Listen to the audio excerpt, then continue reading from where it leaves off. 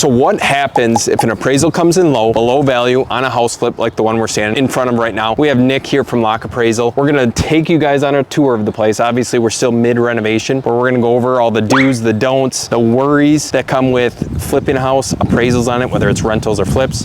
So let's take a peek inside. Nick, after you, we'll check this place out together. Like on the flip houses, you're gonna look at certain things like it's sold at this point for $100,000. Yes. You put $50,000 into it. You're gonna look at what's sold in market. So is market gonna support that extra 50K? Correct. Now, coming up, you buy something for $90,000, you put 65 into it or something like that. You can end up way overdoing it because you built it up too much for the comparable sales. Right, because you have no market support for it. If you go through and redo something where you're making it look nice, you should be fine, and an appraiser should be able to just put commentary in the report and just say, you know, this place was purchased this day for this amount of money, and since then, you know, it's been completely remodeled. We just did a house, we stuck probably 100 and some thousand into it because it needed like basically a foundation rebuild, kitchens, bathrooms, drywall, everything like that. Is it helpful to have that information to provide to like the banks? I like to have it. I like to include it in my reports if I can. I think it's always a good idea to hand it to the bank just so that they have those bids, so they understand that it wasn't a number that was just pulled out of a hat. And that's what I was wondering. Because we've seen bids before where it's just written out on one sheet of paper, where it's like on a cocktail napkin. Obviously, it's a new kitchen. We did new counters and cabinetry and structure itself, windows, nothing was changed there. But it's like if we buy this for $177.5, we plan on selling it. Ideally, I'm thinking like $260-ish with the finished basement. I feel like that's a decent value. What you put into it doesn't necessarily matter. It's how it's going to measure up against market. If you're doing your homework and you're making sure that you're taking a look what's selling, what's in it as far as internal component. Is it solid surface? Is it laminate? Correct. Is it hardwood? Is it old vinyl? Whatever it may be. In a house of this size, if you have something that is built up and you just need to get it up to market standards, you can end up putting $70,000 into something for a $20,000 return. Now on the flip side of things, you can get into some, especially places built in the 90s, very much 1995 inside. Correct. You can go through and you can put money into those and you can come out way ahead. Coming back to your question about where to start and stop, it sounds like what you're asking. Yeah, exactly. Do your homework, see what's out there. Pricing it reasonably instead of trying to swing for the fences. I think that that is the much more appropriate way to go right now. Look at those marketing times. You know, take a look. Has it been on the market for 5 days? Has it been on the market for 180 days? Exactly. This market right now, anything over, I'd say 4 to 5 months now is like, okay, something's going on. And this basement was actually completely done, other than some paint and miscellaneous touch-up down here that Brendan's doing right now. This was essentially the way it is. Previous owners finished all of this. Say 3-bed, 1-bath ranches are selling for $200 a foot. I wouldn't assume that the basement square footage is still at $225 a square foot. Price per square foot is a tricky one. Our adjusted values are not going to be at that dollar amount. It's going to be based on market reaction. Your construction cost and what market is going to support are two different things. As far as the basements go, the way that I adjust them out, this one is completely finished off. It's got drywall ceiling. It's finished to a very similar level as the upstairs. But what I do is I'll make room adjustments. So this obviously a rec room. I see a bathroom around the corner. On something like this, I would adjust out for room count. And then I would adjust per square foot of finished space. Got it. You may not get the same dollar amount as you would upstairs as far as that adjusted value, but you still on this lower level of price per square foot and a room count the same as what we do upstairs. As far as actual living space goes down here, we have to still separate it out above grade. That's what I've noticed that. Even on like bi-level houses or quad level, like it's the same exact thing. So when it comes to bi-levels, in Oshkosh here, I will go through and I'll find bi-levels and tri-levels or quads to show the value of a split level. Red flags now, like are there certain things that you notice when you're walking through a place? Where a lot of red flags come in is FHA. With FHA, that's a lot of first-time home buyers go with those FHA programs. When you get into those, anything built prior to 1978, any chip they're peeling paint to look at as being a lead-based paint hazard.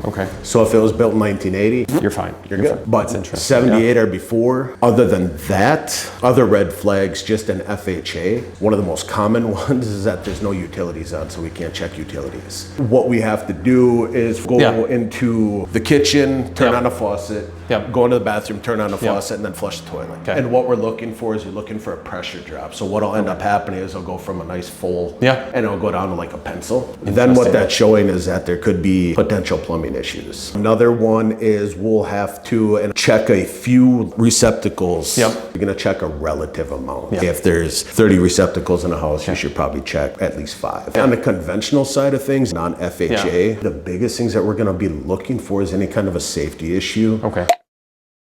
If it looks like there's any very obvious damage. For example, we start with the walk around the outside, right? Yep. We're walking around the outside and we see a bunch of shingles pushed up and cupped and curled and stuff like that. We're gonna call for not a new roof, we're gonna call for roofing inspection. 9 out of 10 times we're gonna call for inspections before we say outright this has to be, because it's not our job. We analyze a market. We're not builders or anything like that. There's guidelines that you guys have to abide by, I'm sure, and this was an FHA loan. Are you pretty much just going off of what the lender tells you guys, or how do you make discernments there? Most all of it is going to be at the appraiser's discretion. Okay. If we see asbestos wrap, right, Yep. you're going to see a lot of on that the kind of docs stuff. Asbestos wrap on itself is okay as long as it's not damaged. Yep. You know, so if it's there, fine, it can be there, but it just can't be damaged. You know, sometimes it's like it's got holes in it and it's kind of coming apart. Yep. Then we would call for the inspection. When it comes to FHA stuff, what I strongly suggest doing, if you have questions when it comes to any kind of FHA issue, like call HUD directly and say, I have a question about this. They will give you answers. Not always extremely fast on getting back to you, but they will get back to you. So this is a 3-bed, 1-bath ranch in the middle of the city.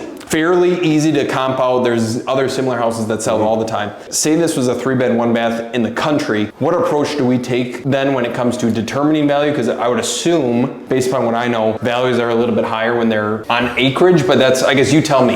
It can be, because once you get acreage, you're getting into rural locations, and you could take something like this, drop it on 3 acres outside of town, and your value may go down. And the reason the value may go down is because now you got well, septic, and all that kind of stuff to deal with. And you have lenders out there that will require well tests, septic tests, all that kind of stuff. If you have an old house with an old conventional or even an old holding tank, I mean, that's going to kill your sale price right there. What I'm looking at, coming back to your question, you take this and you put it in the country, I'm still going location. And the reason being is that somebody that's going to be looking for a house on some acreage, they're going to go out and they're going to say, all right, we've got this one, this one, this one, and this one. We want to be in this school district, right? They may have 1 ranch, 2 stories, and 2 split levels to look at. What they're going to look at, 9 out of 10 times anyways, what they're going to be looking for is that setting, kind of like waterfront. So when you're going to live on the lake, you only have so many choices, right? There's, I want to live on the lake and I guess I don't care necessarily what it is. We can change that. I can't change where the lake frontage is.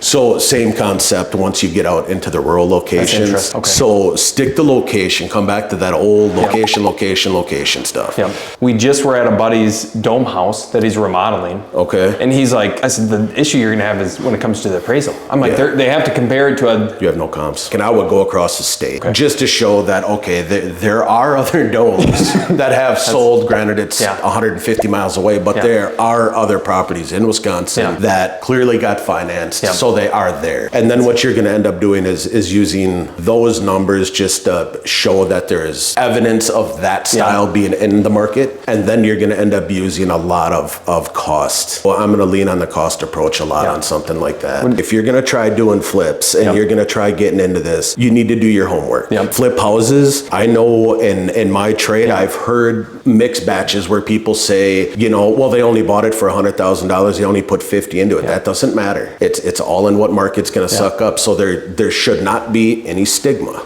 with the flip. There typically is, but I know what you're saying. It's like you wish there wasn't, but then when the buyer sees that on the front side, it's like, well, why am I paying $250 when these guys only bought it for $120,000? With any flip property, you guys need to run through your numbers prior to ever buying it. Don't trust what another investor is trying to pitch you on. Speak to people who are knowledgeable, whether it's realtors, appraisers, other investors, that you can get multiple different opinions on value. You can determine, hey, is this a deal for me? Is this not a deal for me? Is this a good rental? Is this a good flip? Then you can make the best decision possible when it comes to either buying it, passing on it, holding it as a rental, or whatever your heart desires. So with that being said, we'll wrap the video there, you guys. Appreciate your time as always. We'll see you in the next one.